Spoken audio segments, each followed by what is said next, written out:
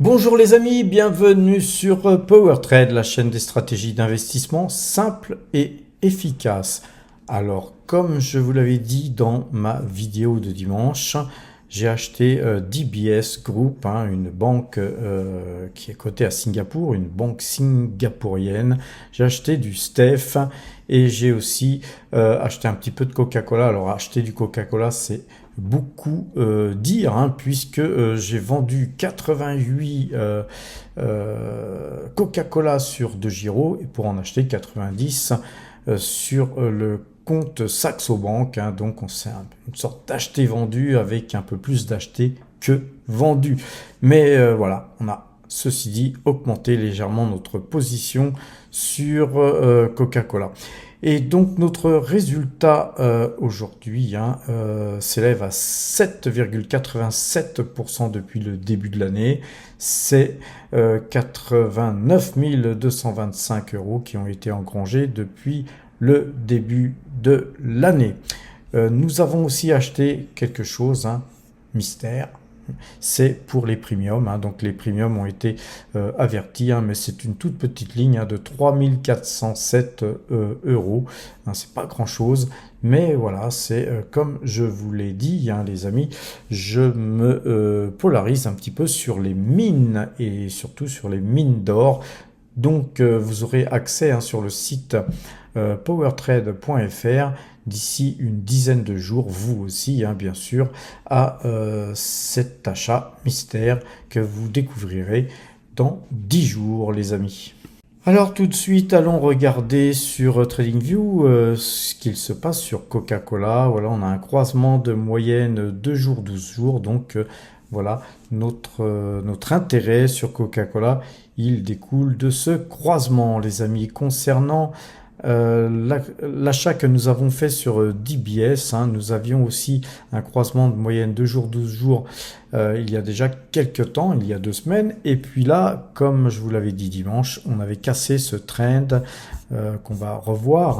On a un trend qui date depuis avril mai 2018 et donc là ce sont ces deux points là qui sont importants, qui ont été tracés, donc ce point là et ce point là, et donc ça a été cassé depuis peu. Donc voilà, nous revenons sur ce titre qui avait déjà été acheté il y a déjà fort longtemps. Ça fait fort longtemps qu'on n'est plus sur DBS. C'est un titre qu'on peut garder en portefeuille sur du long terme. C'est un excellent titre qui peut être gardé en fond de portefeuille. Alors aujourd'hui sur LVMH, quand même assez incroyable, sur LVMH, nous avions eu un croisement de moyenne 2 jours, 12 jours, plus une sortie de canal. Eh bien, que fait LVMH aujourd'hui? Elle réintègre le canal et donc elle annule de ce fait notre signal d'achat. Et donc, eh bien, voilà, c'est comme ça. C'est assez souvent qu'il y a des faux signaux. Il faut faire avec, et c'est pourquoi il y a deux façons de travailler. Soit quand vous achetez systématiquement, vous mettez un stop, et puis voilà, là par exemple on aurait été stoppé, point barre. Mais moi je déteste sortir à perte, et donc je ne travaille que sur des valeurs sur lesquelles je souhaite rester sur du long terme. Et quand il y a un faux signal, eh bien je conserve et j'attends le prochain signal. Parfois il peut y avoir 2, 3, 4, 5, 6, 7 voire 10 faux signaux, et puis ensuite forcément un jour ou l'autre, des valeurs comme LVMH, elles finissent par se reprendre. Sachez qu'il y a rarement des faux signaux sur des valeurs comme LVMH. Alors regardons ce qu'il se passe sur Realty Income. Rappelez-vous, on a fait un petit achat là ici le 11 juillet, on avait acheté ici aussi, et donc nous sommes donc bien embarqués sur Realty Income. On conserve précieusement cette valeur en portefeuille. Concernant Total Energy, on a une baisse de 0,35%, c'est pas grand-chose. C'est pas grand-chose, mais la configuration là ne me plaît pas trop. Ça devient un peu lancinant sur Total Energy. Nous attendons un rebond. Voilà, donc sur ce trend blanc, je pense qu'on va y revenir encore une fois. peut-être même allons-nous casser ce trend blanc. Donc si ce trend était cassé, nous allégerions bien sûr sur Total Energy. Concernant SO par contre, on a une belle velléité de hausse ici. Eh bien nous conservons nos 10 titres achetés il y a quelques temps. Voilà, donc soit sur SO ça ira plus bas et qu'on resterait dans ce canal baissier, et nous souhaiterions nous évidemment que ça se passe comme ça, de façon à pouvoir racheter encore du SO à bon compte. Et puis par contre, si la valeur partait, ben voilà, on a 10 titres, on s'en contentera. Concernant Tesla, alors Tesla, on a eu jusqu'à 6% de hausse tout à l'heure. Là, ça se dégonfle un peu, nous sommes à 3,84% de hausse.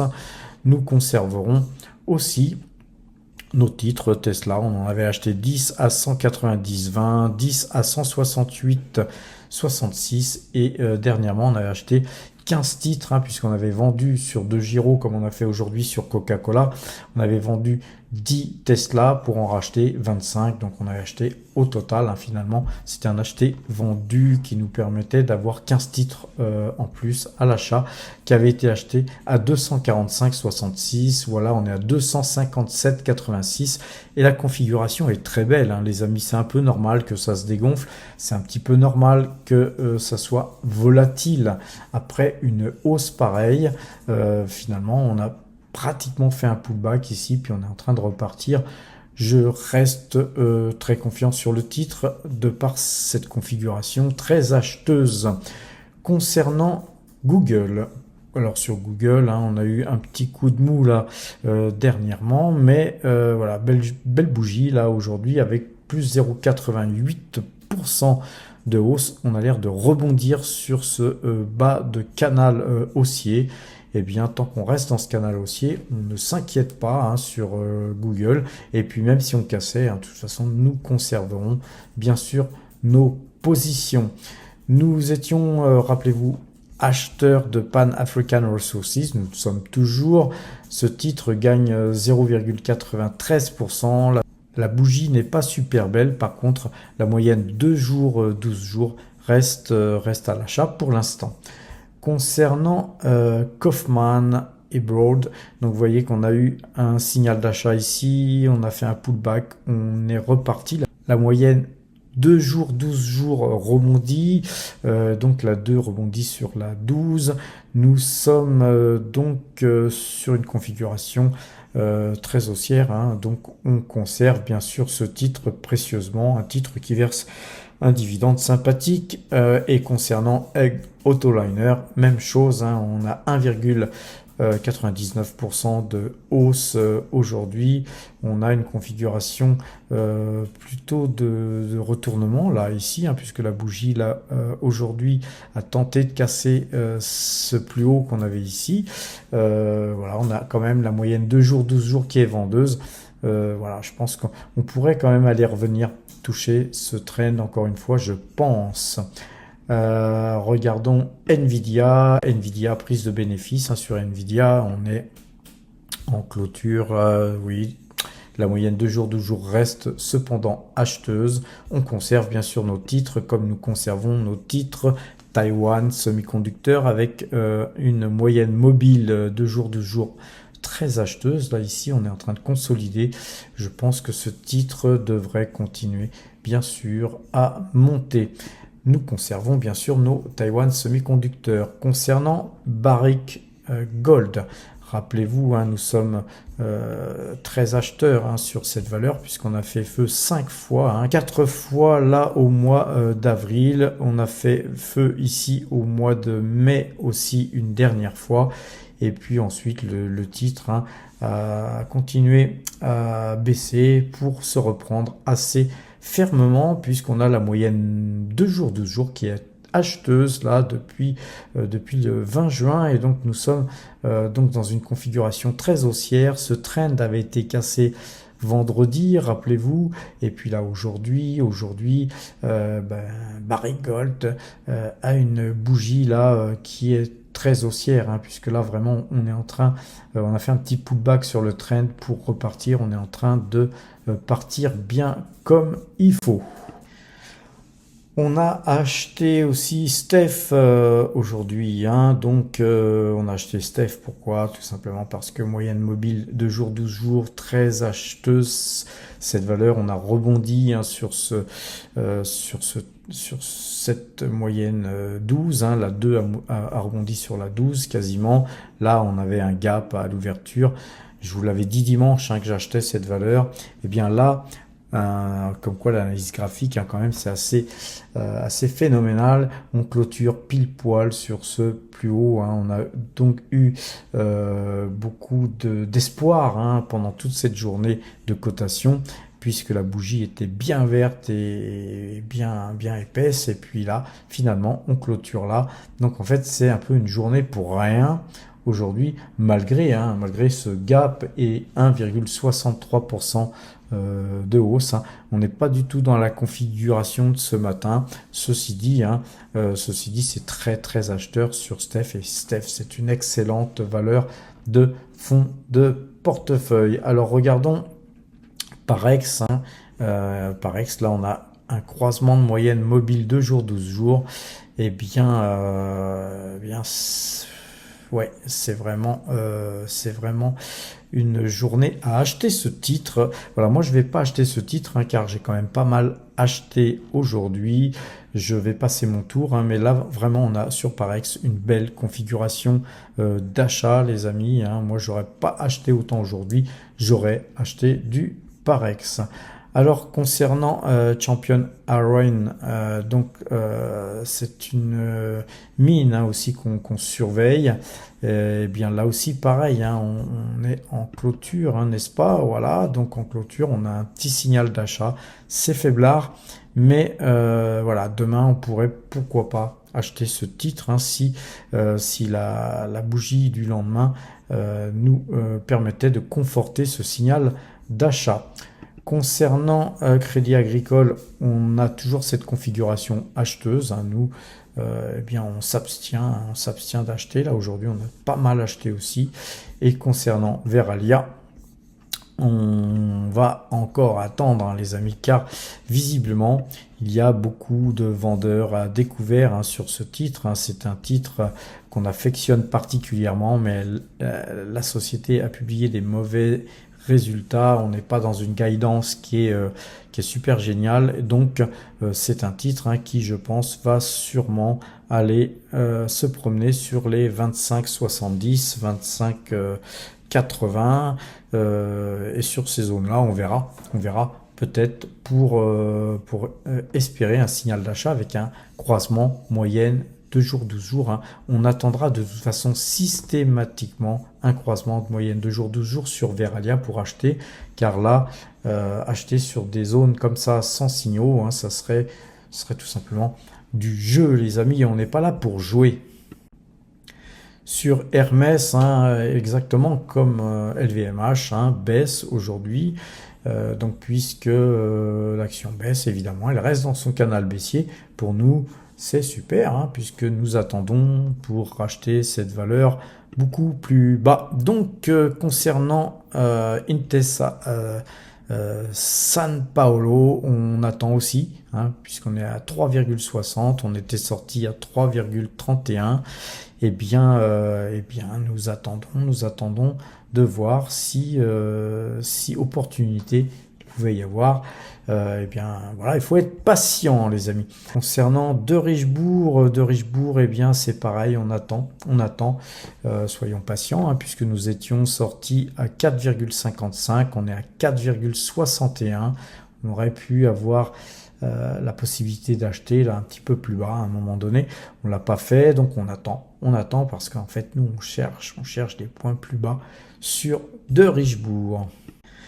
On va regarder un petit peu l'euro-yen. Rappelez-vous, hein, on avait cassé ce haut de canal haussier sur l'euro. euro-yen. C'est-à-dire que quand on a un canal haussier sur l'euro-yen, c'est que l'euro monte et le yen baisse. Et puis là, vous voyez cette bougie rouge qu'on a ici, eh bien c'est une intervention de la Banque centrale comme on l'a eu ici. Deuxième intervention, et vous voyez plus haut.